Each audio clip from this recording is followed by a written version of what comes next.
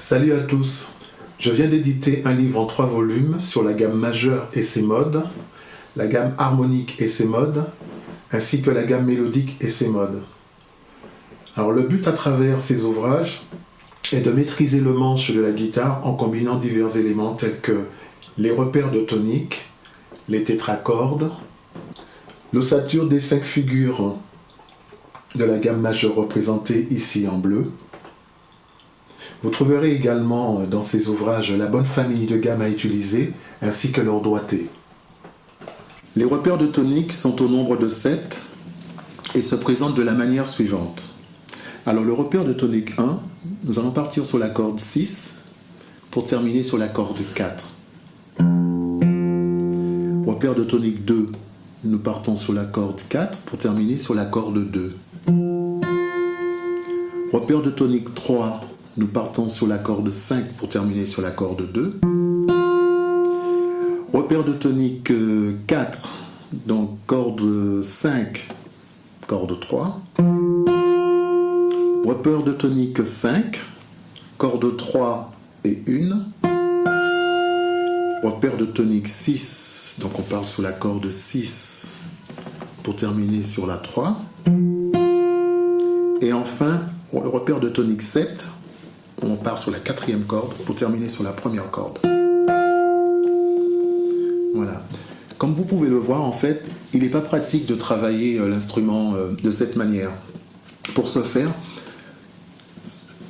il serait préférable en fait de travailler les repères de tonique 6, donc corde 3 et 1, repère de tonique 3, et le repère de tonique 7. Alors je m'explique. Par exemple, je joue la gamme de Do.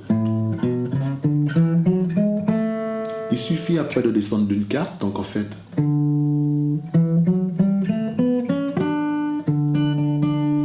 Et le repère de tonique 7. Alors il est vrai, on change de tonalité, mais par contre il est plus pratique de travailler l'instrument dans ce sens. Donc repère 6, 3 et 7. Après nous allons passer par exemple au repère de tonique 1, la 1. Donc, et en fait on va passer de carte en carte. Voilà. Donc si je joue toujours cette gamme majeure, donc.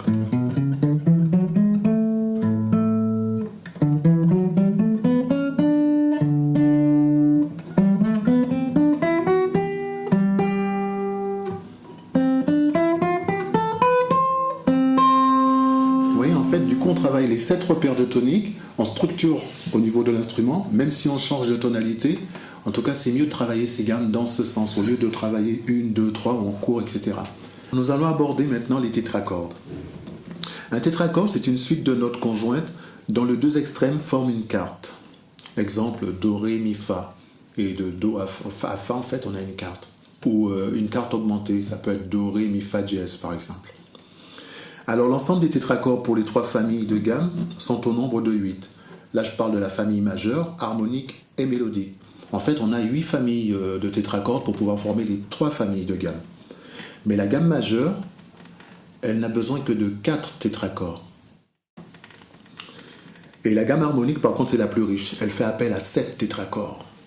Et puis nous avons pour finir la gamme mélodique, elle fait appel à 5 tétracordes. Le tétracorde majeur sonne comme ceci. Nous avons donc un ton, suivi d'un ton, suivi d'un demi-ton. Donc sa signature, c'est un ton plus un demi-ton. Le tétracorde mineur, par exemple, c'est un ton, un demi-ton et un ton. Tétracorde mineur. Nous avons par exemple le tétracorde phrygien qui est composé d'un demi-ton, plus un ton, plus un ton. Donc, le 4e tétracorde, c'est un tétracorde lydien qui est composé que de tons.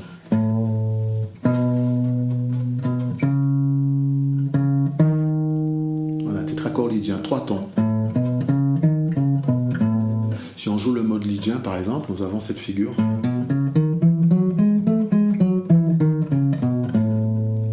Voilà.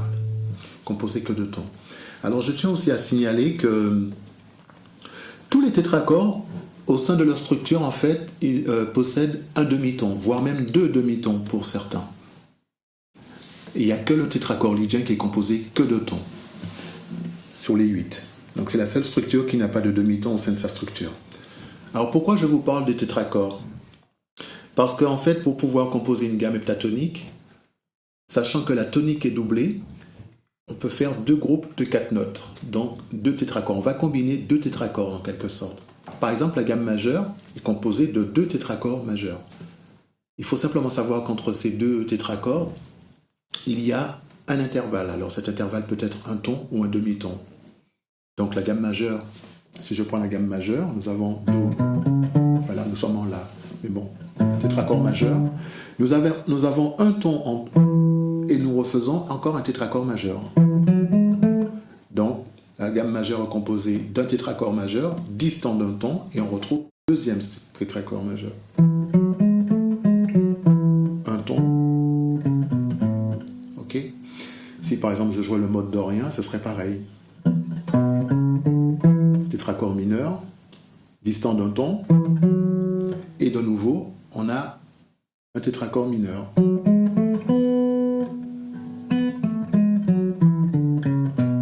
Le mode dorien. Apprenez à jouer les tétracordes sur une corde.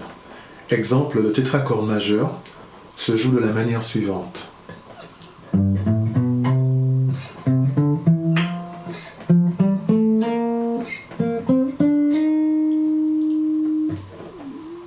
Il est composé d'un ton, suivi d'un ton, plus un demi-ton. Alors le tétracorde mineur, sa signature c'est un ton, un demi-ton, un ton.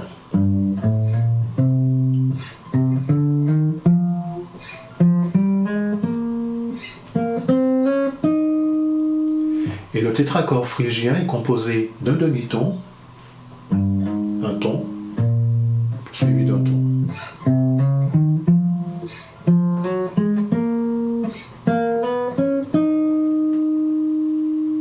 Ces structures combinées à l'ossature nous permettent en fait de passer d'une figure à l'autre.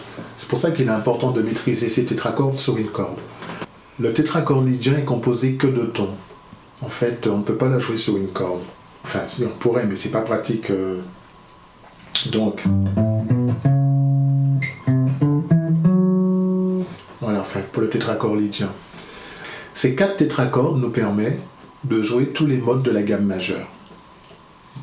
La gamme majeure, par exemple, est composée d'un tétracorde majeur suivi d'un tétracorde majeur, distant d'un ton.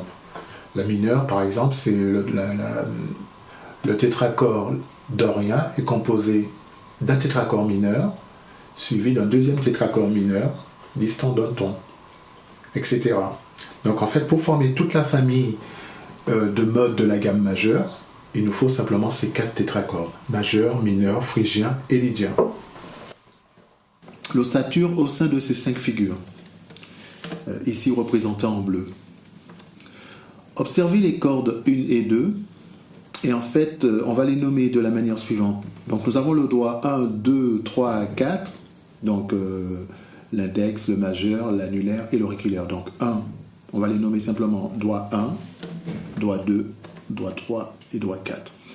Donc qu'est-ce qui se passe? En fait, au niveau de l'ossature, nous avons un groupe de 4 notes. Quand je le joue avec le doigt numéro 1 et 2, en fait, on va se retrouver dans une figure. En l'occurrence, par exemple, ici, nous sommes dans la figure phrygienne. Mais si je fais la même chose en jouant doigts 3 et 4, on va se retrouver dans une autre figure. Et là, ce sera la figure dorienne. Alors, ce qu'il faut comprendre, justement, c'est suivant qu'on joue doigt 3, 4 ou 1, 2, on se retrouve dans 2 figures différentes. Et il va falloir en plus les synthétiser de manière instantanée. Alors, doigt 3, 4, je suis dans la figure dorienne. Ça donne ça.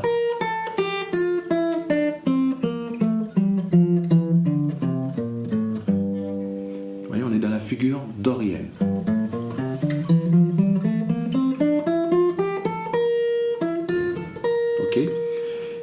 passe sur le doigt 1 et 2, ce sont les mêmes notes. Nous ne sommes plus dans la même figure, nous sommes dans la figure phrygienne.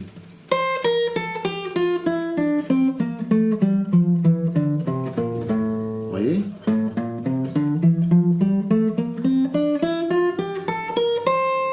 Voilà. Alors, quel est le but de l'ossature? En fait, on va essayer de morceler ces figures de gamme de manière à ce qu'on puisse repérer instantanément dans une de ces 5 figures. Simplement le fait que je mette mes doigts quelque part, si par exemple j'ai mon groupe de 4 notes se retrouve ici, doigts 1 et 2, automatiquement on doit savoir dans quelle figure on est. Je suis dans la figure dorienne. Et si par exemple ici j'ai 3 doigts 3 et 4, même si ce sont les mêmes notes, je suis dans la figure locrienne. Vous voyez? Donc l'astuce, c'est de pouvoir instantanément savoir dans quelle figure on se trouve au moment où on retrouve notre ossature. Ici, je suis dans la figure lydienne. Oui. Et nous avons, par rapport au schéma, nous avons 2 groupes de 4 notes. En fait, on va apprendre vraiment à associer chaque groupe de 4 notes par rapport aux 5 figures. Quand vous arriverez à faire cela, vous pourrez vous structurer et instantanément par rapport aux figures, savoir exactement où je suis. C'est comme si en fait j'avais un GPS qui me dit à quel endroit je vais.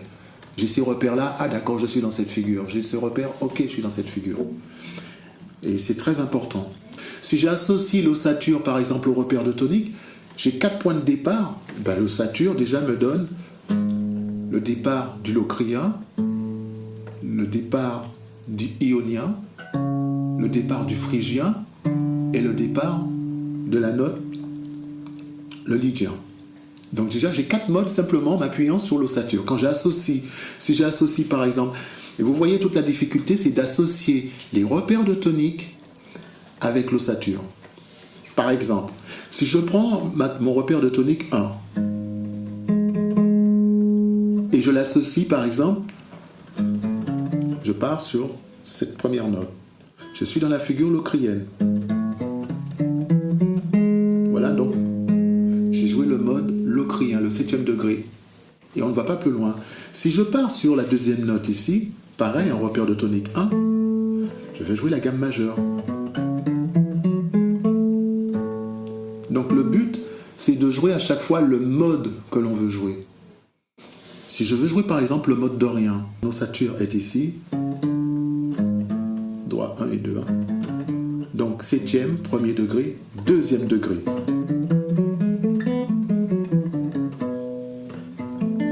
Et je suis en repère de tonique 6. Si je le joue par exemple au repère de tonique 3, donc j'ai mon ossature, mon repère de tonique, et je veux jouer mon mode, le mode dorien. Et je suis dans quelle figure? La figure lydienne. Par exemple, prenons le mode lydien. Première chose, dans quel repère de tonique je le joue? Je sais pas, mais on peut partir par exemple sur le repère de tonique 4. Voilà. Donc où se trouve mon ossature? Je sais qui. Vous voyez ici? Donc je suis dans la figure locrienne. Tout simplement. Ici aussi j'ai une ossature. Donc, je l'avais dit tout à l'heure, hein, locrien, ionien, phrygien, lydien. Premier degré. Donc je pars. Tout simplement. Et peu importe l'endroit où je me retrouve, on a la même structure, par exemple ici. Donc, point de départ ici. J'ai joué mon mode lydien. On peut le faire aussi en repère de tonique 6.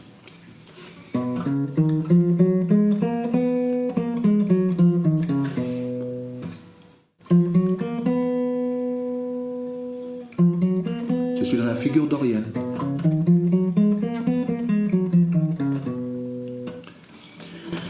En parlant d'ossature, elle nous permet de passer d'une figure à l'autre. Exemple, la figure dorienne associée à la figure phrygienne. Où nous avons la figure lydienne associée à la figure éolienne.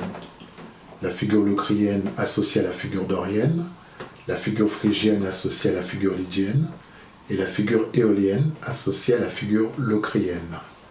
Et c'est ce qui nous permet justement d'avoir ce jeu slide. Ces structures combinées à l'ossature nous permettent de passer d'une figure à l'autre en intégrant un jeu slide.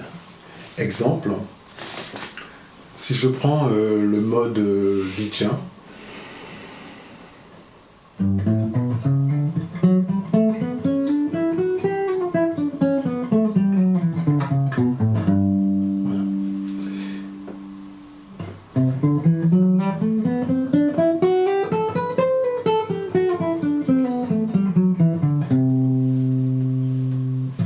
en fait, on combine deux figures et en utilisant l'ossature, on passe d'une figure à l'autre. Vous trouverez ces livres sur la plateforme d'Amazon avec le lien indiqué ci-dessous.